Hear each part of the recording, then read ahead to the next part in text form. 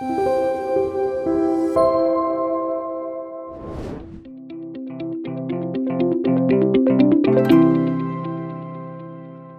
두 번째, 세 번째를 여러분과 함께 나누겠습니다. 두 번째, 그리스도 안에서 일어난 놀라운 일은 내가 특별한 존재가 되었다라는 것이죠. 요한복음 15장 5절에는 나는 포도나무요 너희는 가지라 그가 내 안에 내가 그 안에 거하면 사람이 열매를 많이 맺나니 나를 떠나서는 너희가 아무것도 할 수 없음이라. 사실 나무는 나뭇가지 자체로는 아무런 의미가 없습니다. 그런데 이 나뭇가지가 뿌리에 연결되어 있을 때 그 나뭇가지는 꽃을 피우고 열매를 맺게 됩니다. 마찬가지로 우리는 그저 나뭇가지에 불과한 아무런 꽃도 열매도 없는 말라빠진 인생에 불과한 자들입니다. 내 스스로 삶에서 만들어낼 수 있는 것이 없는 자들입니다. 그런데 우리가 하나님 앞에 있는 모습 그대로 용납되었을 때에 어떤 일이 생기냐 그러면요, 그리스도와 연결되며 하나님의 것이 내 것이 됩니다. 그리스도의 것이 나의 것이 되는 거예요. 그분의 지혜와 그분의 사랑과 그분의 능력과 그분이 가진 그 모든 것을 그리스도를 통하여서 자녀된 우리가 성령 안에서 누리게 되었다라는 겁니다. 예수님의 것이 우리의 것이 되어졌습니다. 가지로 연결되면서. 이 연결되어서 그리스도의 것이 우리의 것이 되었기 때문에 결국 우리는 어떤 존재가 되냐 그러면요, 에베소서 2장 10절에 보면 우리는 그가 만드신 바라. 만드신 바, 이 만들다라는 이 단어가 포이에마라는 단어지요. 이 포이에마라는 단어는 걸작품이라는 단어입니다. 많은 사람들이 자신을 불량품이라고 생각합니다. 걸작품이 아니라 뭔가 부족하고 모자란 존재라고 생각합니다. 그래서 비교의식, 열등감, 그리고 또 부정적 인식 등으로 자신의 모습을 싫어하는 경우가 대부분입니다. 이게 다 연결된 건데요. 하나님을 있는 모습 그대로 나를 받아주시고 치료해 주신 아버지로 경험하지 못하면요, 나는 인생의 불량품처럼 느껴지고 나는 뭔가 사람에게 사랑받을 수 없는 거치는 존재처럼만 느끼는 경우가 많이 있습니다. 자기의 인생에 대해서 긍정적인 느낌들을 제대로 가지지 못하죠. 나이가 들어도 성인 아이들이 많거든요. 교회 중직자가 되어도 성인 아이가 된 분이 많습니다. 성인 아이의 특징은 뭐냐 그러면요, 아버지의 사랑을 제대로 받아본 적이 없기 때문에 아직도 성숙하지 못하고 인격이나 자아가 자라지 못하고 어린아이의 상태에 머물러 있는 자들입니다. 그들의 특징은 자신을 잘 사랑하지 못합니다. 비교의식과 자기 자신에 대한 불만족이 많이 있기 때문에 자신을 괴롭힐 뿐만 아니라 주변의 사람들을 힘들게 하고 고통스럽게 하는 존재입니다. 그런데 오늘 본문 속에 하나님 앞에 용납된 우리는 그분 앞에 걸작품이 되었다, 포에마가 되었다, 그렇게 성경은 분명히 가르치고 있습니다. 우리가 이것을 정말 받아들이고 있습니까? 나는 걸작품이야. 이것을 받아들이면요, 우리는 비교의식에서 많이 자유하게 됩니다. 고린도전서 12장 18절에서 21절에 보면요, 하나님이 그 원하시는 대로 지체를 각각 몸에 두셨거든요. 그러면서 지체는 많은데 몸은 아니고 각각 지체가 다르지만 몸속에 연결되어서 귀한 역할을 하거든요. 그래서 21절에 눈이 손들어 내가 너를 쓸 데가 없다 하거나 또한 머리가 발들어 내가 너를 쓸 데가 없다 하지 못하리라. 예. 우리 모두는 어떤 사람은 손이고 어떤 사람은 눈이고 어떤 사람은 발이고 다 다르게 생겼다라는 거예요. 그런데 우리는 그 비교의식을 가지고 눈이 손보다 더 나아, 손이 발보다 더 나아 라고 하면서 비교하며 살아가는데, 성경의 관점은 하나님 안에서 모든 지체는 존귀하고 오히려 약한 지체일수록 더 존귀한 지체라고 이야기하면서 비교의식이 아니라 모든 지체가 걸작품이라는 관점을 가지고 있는 것이죠. 여러분들 미술 많이 모르잖아요. 우리가 화가 중에 대표적인 게 빈센트 반 고흐와 파블로 피카소가 있다. 피카소와 고흐가 있다고 생각해 봅시다. 그러면 완전히 그림 스타일이 다르잖아요. 대부분 고흐를 좋아하긴 좋아할 거예요. 그렇다고 해서 피카소를 보면서 야, 이거는 작품도 아니고 이 무슨 쓰레기 같은 그림이 있느냐, 그렇게 그 작품을 흉보지 않을 것입니다. 왜냐 그러면 완전히 다른 모습이고 완전히 다른 느낌이지만 고흐의 작품이나 피카소의 작품이나 둘 다가 완벽한 글작품이기 때문입니다. 마찬가지로 하나님이 하나님의 형상을 따라 우리를 창조하셨지요. 피카소보다도 반 고흐보다도 더 뛰어난 예술가이신 하나님이 우리 각자를 하나님의 형상을 따라서 만드셨다는 거예요. 그래서 우리는 이 세상에 보내어졌습니다. 그러면 우리는 누구의 작품입니까? 고흐의 작품도 아니고 피카소의 작품도 아니고 하나님의 작품이라는 것입니다. 만약 하나님이 고흐나 피카소보다 예술성이 없고 뛰어나지 않은 분 같으면 우리가 망가진 작품이 될 수 있죠. 그러나 하나님은 실수하지 않으시는 분이시죠. 우리의 결과, 우리의 모습이 다 다르지만 하나님은 우리 모두를 글작품으로 보시는 것이죠. 다만 우리가 세상을 살아보면서 세상의 기준과 가치에 따라서 비교하고 나의 하나님이 주신 결과 아름다움을 보지 못하고 다른 사람과 비교하며 틀린 것이 아닌 다른 것을 보면서 내 인생에 대해서 부정적인 인식, 내 자아에 대해서 깨어진 그러한 상처난 인식을 가지고 있기 때문에 사람들은 삶을 행복하게 자기 자신을 기뻐함으로 살아가지 못하는 것입니다. 여러분들은 하나님의 글작품입니다. 하나님의 글작품인 우리가 할 수 있는 유일한 비교는요, 과거의 나와 현재의 나입니다. 시간이 갈수록 우리는 하나님 앞에서 자라가는 자이기 때문에 과거의 나와 현재의 나를 비교하면서 하나님의 사랑 속에서 내가 얼마나 자라가고 있는가, 그것만이 그리스도인은 유일하게 비교할 대상이라는 것입니다. 다른 사람은 나의 비교의 대상이 아닙니다. 세상의 관점으로 볼 때 10달란트, 5달란트, 2달란트, 1달란트 받은 사람이 있는지 모르지만 그 모든 달란트는 우리에게 충분할 정도로 아름다운 것이고 귀한 것이라는 거예요. 그런데 많은 사람들이 지금도 자신의 인생, 자기의 모습을 불량품이라고 생각하고 살아갑니다. 그 기준은 하나님의 눈으로 보지 않았기 때문에 세상의 기준으로 볼 때 학벌이 변변치 않으면, 재산이 넉넉하지 않으면, 하는 일마다 성공하지 못하고 실패가 잦으면 사람들은 자신의 인생이 실패의 작이라고 생각합니다. 그러나 하나님은 가장 낮은 자, 성경에 보면요, 잉태하지 못한 여자들, 그럼더미와 진토더미에서 정말 인생의 밑바닥에서 흐르기는 그들을 바라보면서 그 하늘 높은 곳에서 자세히 살피시며 그 인생을 일으켜 세우시고 그 인생 속에 있는 보화를 찾아내셔서 너는 글작품이야, 너는 특별한 존재야 라고 우리 인생을 회복시켜 주시는 분입니다. 복음을 제대로 경험하고 자신에 대해서 만족하지 못하면 자기 사랑, 자기 중심적 사랑이 아니라 하나님이 나를 위해서 아들의 생명을 주신 그 가격표가 붙어있는 나, 하나님의 형상으로 창조받은 나에 대해서, 내가 내 자신에 대해서 그 가치를 인정하지 못하고 나의 가치를 폄하한다 그러면요, 그것만큼 불신앙이 없다라는 것입니다. 신앙이 굉장히 이상해 계신 것이죠. 하나님은 살아계시고 십자가를 지시고 사랑이 많으신데 나는 여전히 내 인생과 내 모습이 만족스럽지 않아.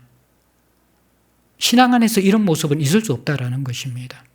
그 십자가는 다른 누구가 아니라 바로 나를 글작품으로 만든 역사상 가장 위대한 사건이기 때문입니다.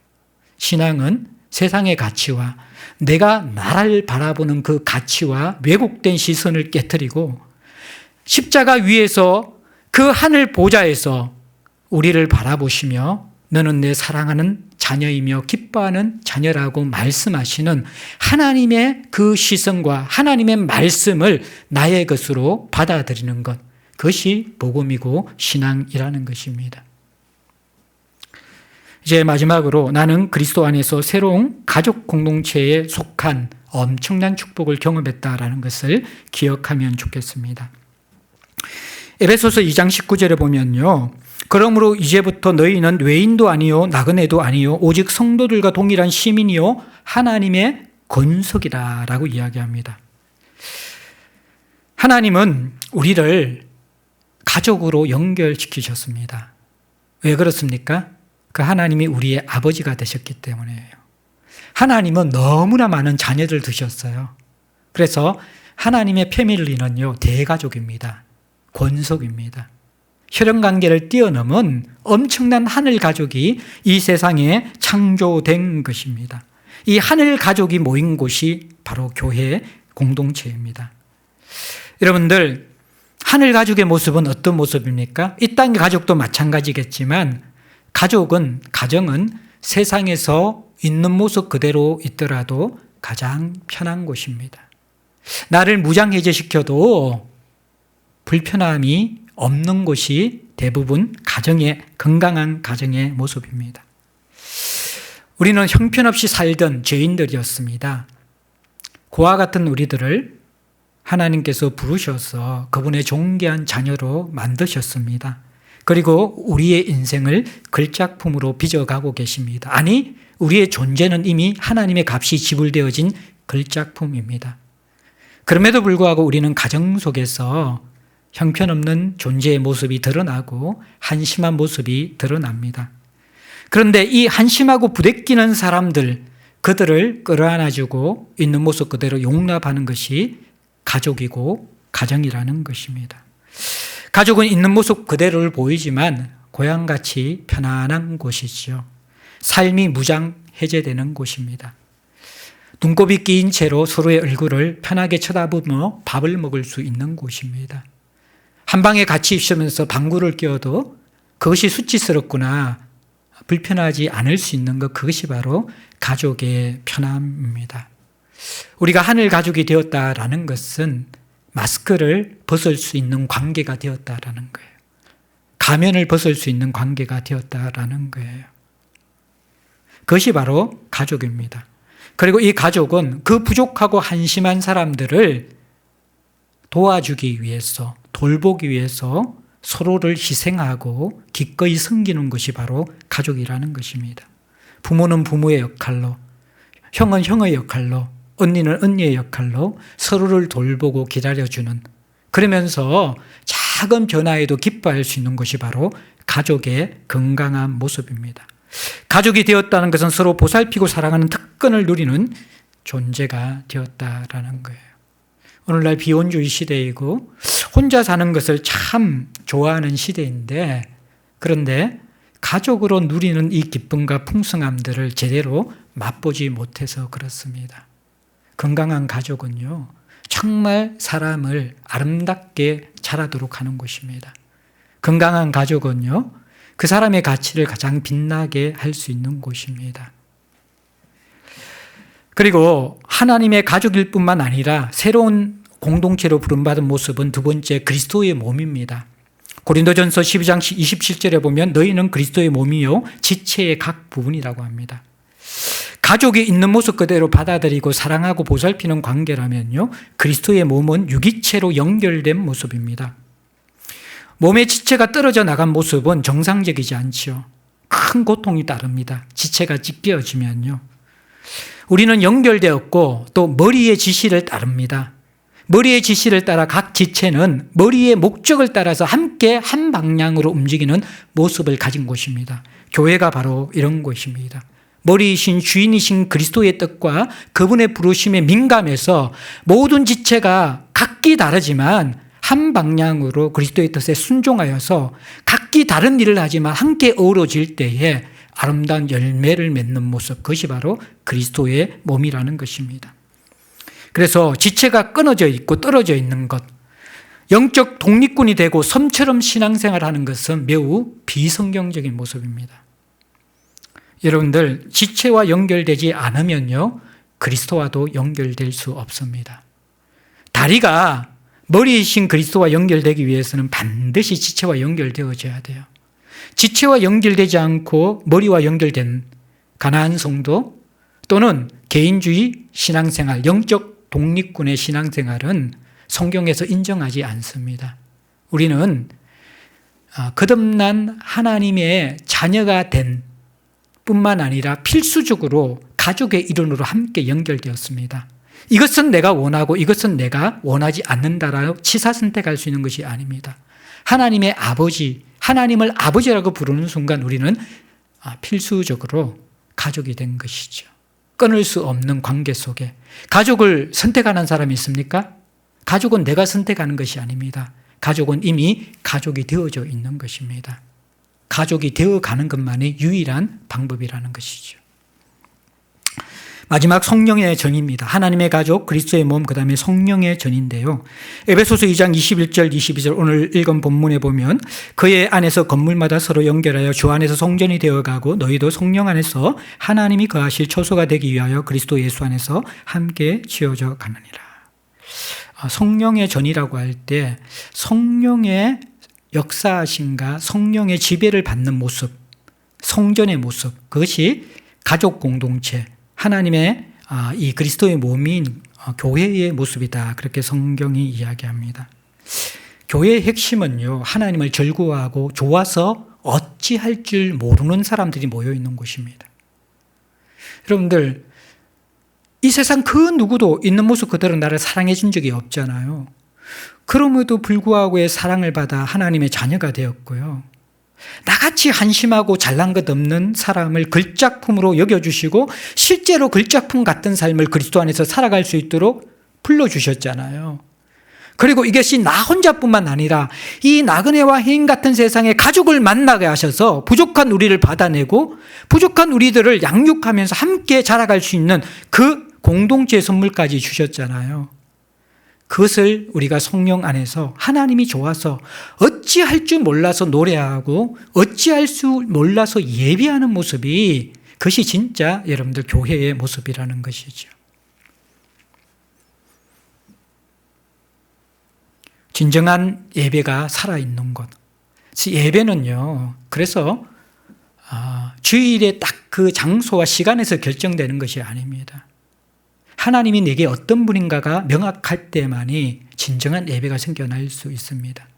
하나님이 내게 주신 것이 무엇인가를 제대로 알고 누릴 때만이 주일 그리고 예배당이라는 그 시간뿐만 아니라 모든 것에서 함께 하시는 아버지로 인한 축제와 노래와 감사와 탄식 그 모든 것들이 예배가 되는 것이죠. 하나님이 좋아서 어찌할 줄 모르는 마치 연애하는 그런 연인들이 모든 시간이 거기에 몰입되어져서 서로를 인하여 즐거워하고 기뻐해서 어찌할 줄 모르는 그 모습이 예배하는 그리스도인들의 모습이라는 것입니다. 그것이 성령의 전에 제대로 된 모습이라는 거예요. 뭔가 기적이 일어나고 세상에 없는 신비한 표적이 일어나는 것이 성령의 전이 아니라 하나님의 영인 성령, 그리스도의 영인 성령이 임할 때 그리스도의 십자가의 은혜와 하나님의 그 사랑을 너무나 선명하고 깊이 있게 체험하기 때문에 연인의 사랑의 관계에 들어가서 푹 빠져서 밤낮으로 그분을 묵상하고 사랑하고 노래하는 그 모습이 있는 것이 성도이며 교회의 모습이다라고 가르치고 있는 것이죠. 성령은 삼위일체의 하나님 공동체의 영입니다. 그래서 성령님은요, 함께 모일 때, 함께 그리스도를 알고자 할 때, 함께 하나님을 사랑하는 예배를 드릴 때에 가장 강력하게 역사하십니다. 그것이 바로 하나님께서 우리에게 주신 공동체의 선물이라는 거예요. 힘든 세상을 이기도록 하나님 주신 선물 두 가지, 늘 제가 강조했죠. 말씀과 공동체입니다. 말씀은 왜곡된 하나님에 대해서 바른 시선을 갖도록 합니다. 말씀은 딱딱한 지식이 아니라 그 성령께서 말씀을 사용하셔서 우리의 심령 가운데에 말씀이 실체가 될 수 있도록 역사해 주십니다. 그리고 이러한 우리들이 홀로 살아가지 않고 하나님의 가족 공동체이고 그리스도의 몸이고 성령의 전 안에서 있는 모습 그대로 용납받고요. 함께 연결되어서 서로가 머리의 지시를 따라서 하나님의 몸을 이루어가고 성령께서 우리 가운데 하나님을 알게 하시고 그분을 누리게 하시고 그분을 축제하게 하심을 통하여서 세상을 이길 수 있는 힘을 주시고 우리로 하나님의 형상을 닮아가도록 한다라는 것이죠. 마무리합니다. 사랑하는 성도 여러분들, 여러분들은 그리스도 안에서 일어난 놀라운 일들을 정확하게 인지하고 계시고 그 감격을 누리고 계십니까? 고린도서 5장 17절에 그런즉 누구든지 그리스도 안에 있으면 새로운 피조물이라 이전 것은 지나갔으니 보라 새 것이 되었도다 라고 이야기합니다. 이전의 것과 전혀 다른 새로운 지위 변화가 우리 안에 일어났습니다. 개인뿐만 아니라 공동체 안에도 주어졌습니다. 우리는 하나님의 포이에마가 되었습니다. 이 일은 앞으로 일어날 일이 아니라 내가 그리스도를 주로 영접할 때 이미 일어난 일이고 마지막 날 주님이 오실 때까지 계속 역동적으로 일어날 일입니다. 그래서 우리는 종말론적인 소망이 여기에서 시작됩니다. 이 맛본 그리스도 안에 일어난 축복들을 점점 더 깊이 풍성하게 누리기 위해서 주님을 목말라 하는 것, 그것이 그리스도인의 삶이고 그리스도인의 종말론적인 예배라는 것입니다. 안타깝게도 그런데 가장 이 기초적인 부분을 제대로 깨닫고 누리는 사람들이 교회 안에 매우 드뭅니다.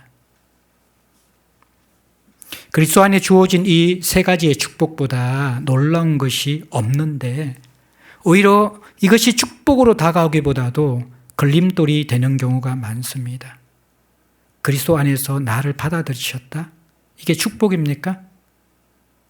하나님이 늘 내 인생의 종교생활에 어쩔 수 없이 율법 속에서 해야 하지만 걸림돌처럼 엮여지고 인생의 거침돌처럼 엮여지는 그리스도인들이 의외로 많다라는 것입니다. 나는 그리스도 안에서 특별한 존재라고 여기고 누리고 있습니까? 아니요. 많은 사람들이 자신을 불량품으로 여기면서 힘들게 살아가고 있습니다. 여러분들에게 주어진 새로운 가족 공동체, 이것이 고향처럼 있는 모습 그대로 받아들여지고 그 안에서 하나님을 좋아하는 사람들이 모여서 축제하고 그 힘과 그 끈끈함과 그리스도 앞에 연결된 하나됨이 너무 좋아서 세상에 외치고 싶은 그런 선물인 공동체입니까? 교회가 사랑이보다 고민이 된 그런 모습이 우리에게 더 많지 않습니까? 이미 알고 있었던, 그런데 너무나 놀라운 축복. 그런데 왜 나에게, 우리에게는 이것이 축복이 되지 않을까요? 이 부분을 이제 다음 주에 다루기를 원합니다. 우리에게 필요한 것은 이 그리스도 안에 일어난 축복을 내 것으로 만들고 누리는 것입니다. 이 엄청난 축복을 내 것으로 만들고 누리는 열쇠는 무엇일까요? 하나님께서 이 축복을 내 삶 속에 들어올 수 있도록 그 열린 문은 여는 열쇠를 주셨습니다. 그 부분을 다음 주에 함께 다루기를 원합니다.